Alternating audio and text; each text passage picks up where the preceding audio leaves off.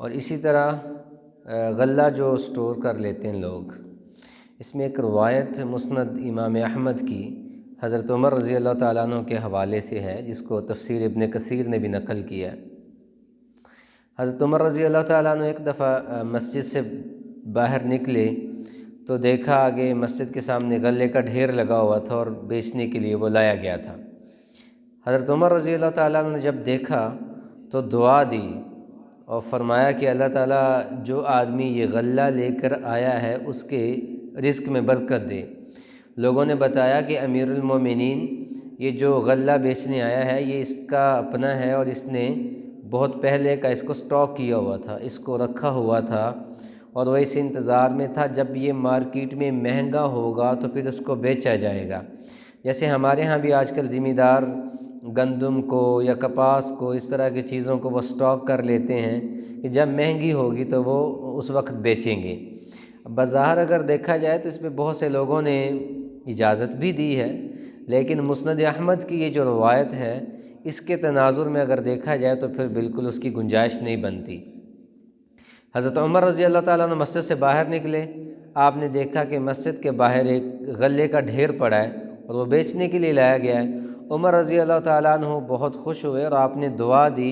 کہ جو آدمی یہ غلہ بیچنے کے لیے لایا ہے اللہ تعالیٰ اس کے رزق میں برکت عطا فرمائے۔ اور لوگوں نے بتایا کہ امیر المومنین یہ جو آدمی غلہ لے کر آیا ہے یہ مہنگے داموں بیچنے کے لیے لایا ہے، اس نے پہلے سے اس کو سٹاک کر کے رکھا ہوا تھا۔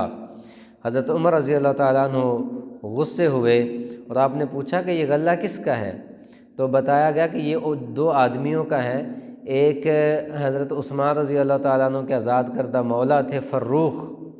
اور دوسرے حضرت عمر رضی اللہ تعالیٰ عنہ کے آزاد کردہ غلام تھے، دو آدمیوں کا وہ غلہ تھا۔ تو حضرت عمر رضی اللہ تعالیٰ عنہ اس پہ بڑے انہوں نے غصے کا اظہار کیا کہ یہ بات اچھی نہیں ہے، میں نے رسول اللہ صلی اللہ علیہ وسلم سے سنا ہے کہ جو شخص مسلمانوں میں مہنگا بیچنے کے خیال سے غلے کو روکے رکھے اور اس کو وقت پر نہ بیچے تو اللہ تعالیٰ ایسے آدمی کو مفلس کر دے گا اور وہ جذام کے مرض میں مبتلا ہو جائے گا۔ اللہ اکبر۔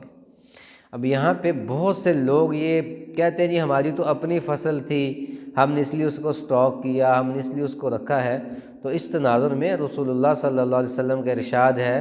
کہ جو آدمی مسلمانوں کو چیز مہنگی بیچنے کے لیے سٹاک کر لے، غلے سے مراد وہ ہے جس کو ہم ضروریات زندگی میں چیزیں استعمال ہوتی ہیں، جیسے ہمارے ہاں لوگ چینی کو سٹاک کر لیتے ہیں، گندم کو سٹاک کر لیتے ہیں اور بہت سی چیزیں جن کو سٹاک کر لیا جاتا ہے، تو اس تناظر میں دیکھا جائے تو یہ سٹاک کرنا جائز نہیں۔ یہ سن کر جب آپ رضی اللہ تعالیٰ عنہ نے رسول اللہ صلی اللہ علیہ وسلم کی یہ حدیث سنائی تو حضرت فروخ رضی اللہ تعالیٰ عنہ کہنے لگے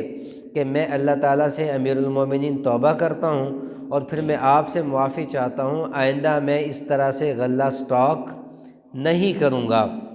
انہوں نے توبہ کی اور استغفار کی اور جو غلہ تھا وہ مناسب داموں پہ فروخت کر دیا۔ حضرت عمر رضی اللہ تعالیٰ عنہ کے جو غلام تھے وہ بار بار یہ کہتے رہے کہ میرا غلہ میری مرضی، میں اپنی مرضی سے اس کو جب چاہوں بیچوں اور جن داموں پہ چاہوں بیچوں۔ تو اس حدیث کے جو راوی ہیں ابو یحییٰ رحمۃ اللہ علیہ، وہ فرماتے ہیں کہ میں نے اپنی ان آنکھوں سے دیکھا کہ عمر رضی اللہ تعالیٰ عنہ کے آزاد کردہ جو غلام تھے جنہوں نے بار بار اصرار کیا تھا کہ میرا غلہ میں اپنی مرضی سے بیچوں گا، تو ابو یحییٰ رحمۃ اللہ علیہ فرماتے ہیں میں نے اپنی آنکھوں سے دیکھا کہ وہ جذام کے مرض میں مبتلا ہو گیا تھا اور جذامی بنا پھرتا تھا۔ ابن ماجہ کی روایت ہے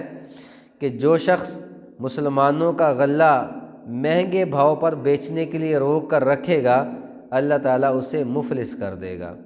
تو اللہ تعالیٰ سے دعا ہے کہ اللہ تعالیٰ ہمارے تاجروں کو، ہمارے ذمہ داروں کو ہدایت دے۔ یہی تو وجہ آپ دیکھیں کہ ایک لاکھوں کروڑوں پتی بندہ ہوتا ہے، وہ تاجر ہوتا ہے،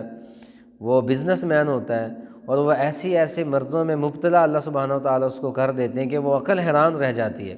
اور اس کے مقابلے میں ایک غریب آدمی مزدور ہے، اس کی ڈائٹ بھی اچھی نہیں، اس کی خوراک بھی اچھی نہیں، اس کا پہناوا بھی اچھا نہیں، اس کا رہن سہن بھی اچھا نہیں، لیکن ہم دیکھتے ہیں کہ وہ بڑی صحت مند زندگی گزارتا ہے۔ اور اس کے مقابلے میں ایک بہت بڑا تاجر ہے، امیر آدمی ہے، لیکن وہ اسٹاک میں لگا ہوا ہے، وہ سود میں لگا ہوا ہے، اللہ تعالیٰ اس کو بیماریوں میں مبتلا کر دیتے ہیں۔ اللہ تعالیٰ ہم سب کو عمل کی توفیق عطا فرمائے۔